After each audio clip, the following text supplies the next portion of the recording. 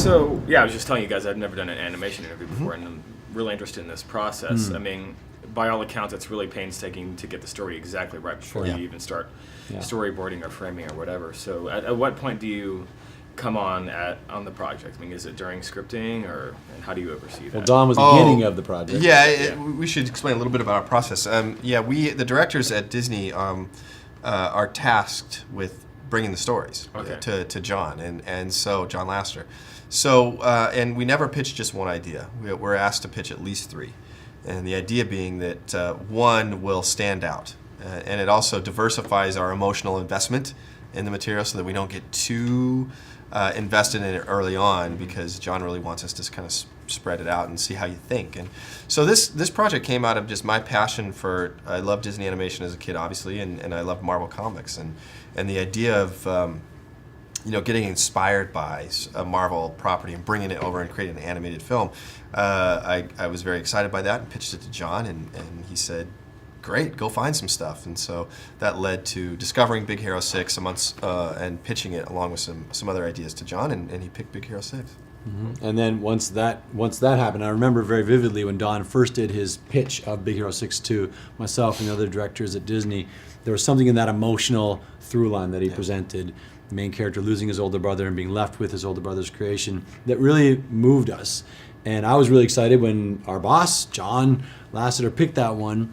And that was 3.5 years ago, and the last 3.5 years has really been about building a movie around that emotional core, and fulfilling the potential that he laid out. Well, speaking of that emotional core, it's something that Disney movies used to do a lot back in the day. I mean, they would have a real sense of peril, and a lot of times you don't. In a lot of these bigger PG movies, you don't have that sense of real, tangible peril, and this movie does have that. Yeah. Was that a battle at all to get that in there, or was no, Disney from the first? No, it wasn't a battle. It was a goal, though. It was a goal very early on. Because when you're talking with the animators, it's always about, okay, what's the tone of the film, and I felt like, given the subject matter and that we were going to do some heightened action in the film, that there had to be real stakes, and it couldn't be too cartoony as far as, like, if somebody fell down, they were going to get hurt. I mean, just because you wanted to keep the world believable, and I love cartoony animation, and they still I have to say, our animators still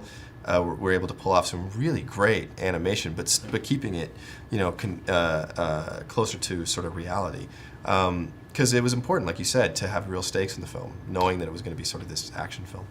And something like this, I mean, with animation, the script has to be so tightly constructed before you start rendering or doing whatever. Yeah. I mean, is there anything that was cut out of the film at some point? I mean, you have no idea. I mean, we work in a really iterative way, right? So we have a script and we start storyboarding, but then we're bouncing back and forth between the storyboard stage and the script stage, and we do screening after screening after screening over the course of many years. I think we did 8 screenings of the film internally for our crew. And each one is an opportunity to challenge your assumptions and to make changes. And so, I think, and we came from storyboarding, and so we know that when you're working on a scene, there's a very good chance it's just a platform from which to find the actual scene. You're building and building and building towards something. So there's lots of things that get left behind along the way. And also we don't. It's not like we.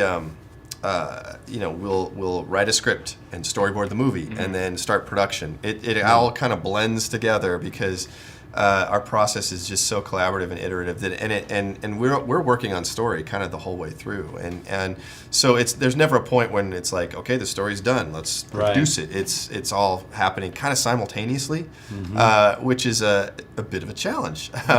Being directors, you're tasked with, like, keeping, still working on story problems over here, but now this part's in production, and so whatever you do over here has to, hook up to what you're doing over here. So it can get a bit of a juggling act as you get into the sort of deep production, but it's our process, and we love it. And we're surrounded by really talented, really smart people with strong points of view, and we're open to those points of view.